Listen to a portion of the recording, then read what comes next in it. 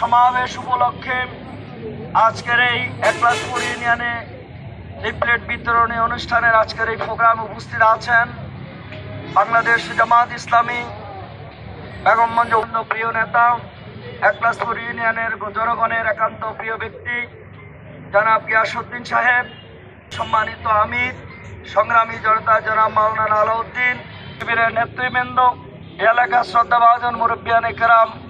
আন্দোলনের মধ্য দিয়ে একটি নতুন বাংলাদেশ আমরা পেয়েছি। আমরা আজকে স্মরণ আল্লাহ আমরা সবাই ঢাকা অভিমুখে রওনা দিব ইনশাআল্লাহ, এবং এই একলাসপুর বাজারে লিফলেট বিলি করবেন ইনশাআল্লাহ। নারায়ে তাকবীর, আল্লাহু আকবার। বাংলাদেশ জামাত ইসলামী জিন্দাবাদ, জিন্দাবাদ।